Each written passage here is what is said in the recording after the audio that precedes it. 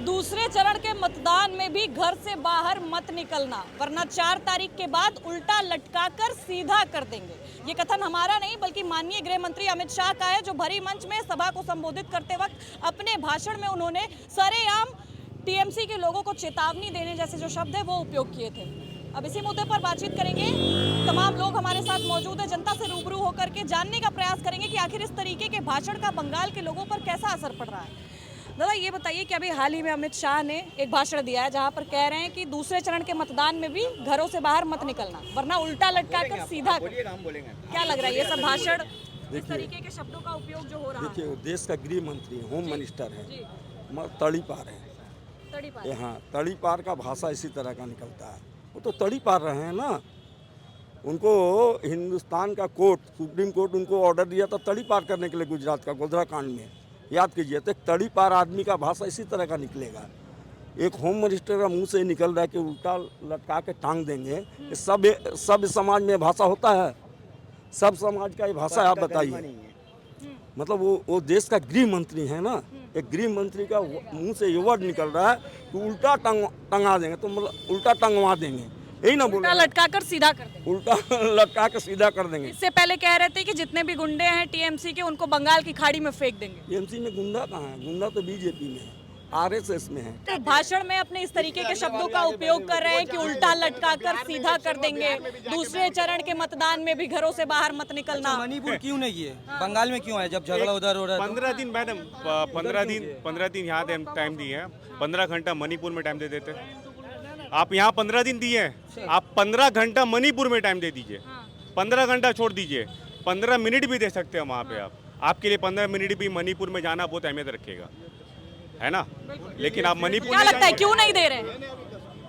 सरकार तो खतरे में आ जाएगी ना फिर। तो सरकार खतरे में आ जाएगी। जी हाँ, मणिपुर में जाके आप वो हिंदू खतरे में नहीं है, सरकार खतरे में है। ये तो सच्चाई है। यही कहना चाह रहे हैं।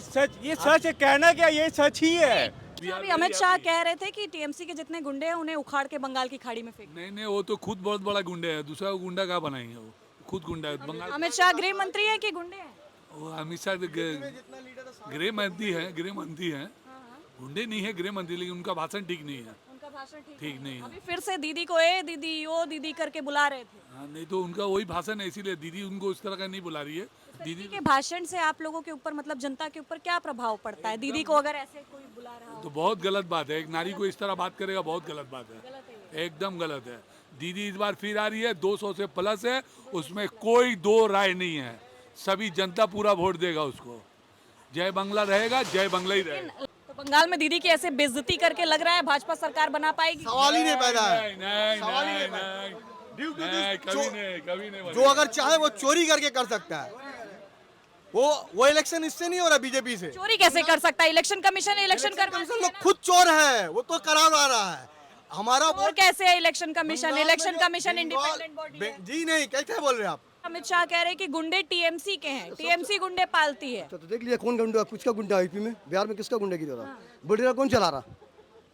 ममता चला रही बुलडोजर जाके। वो बोली कह रहे गैर कानूनी कब्जा होगा तो सरकार बुलडोजर चलाएगी। गैर कानूनी, उसका नगर में गैर कानूनी है, कोई गैर कानूनी नहीं है। नहीं है कोई। वो खाली एक तो सिक्की से हिंदू मुस्लिम मुद्दा लेके, आप मंदिर मस्जिद लेके, बाहर कोई मुद्दा। अभी हाल ही में भाषण में ए दीदी ओ दीदी, पिछले बार भी वोटिंग में ए दीदी कह रहे आप थे। एक बात बताइए, आप एक लड़की है, अगर मैं आपको ऐसे करके बोलूंगा दीदी, कैसा लगेगा आपको सुनने में? अभी जैसे अमित शाह ने कहा ए दीदी, पिछली बार ओ दीदी कह रहे थे। अभी कह रहे कि ए ममता, ये कोई बात है? वो हमारी माँ है, हमारी दीदी है, उसके खिलाफ आप आकर के एक बाहर से आकर के मुझे कह दोगे ए ममता, तो आप लोगों को तो हम लोग ताकत से नहीं हरा सकते, लेकिन इस उंगली से जरूर आपको हरा सकते हैं। जय बांग्ला।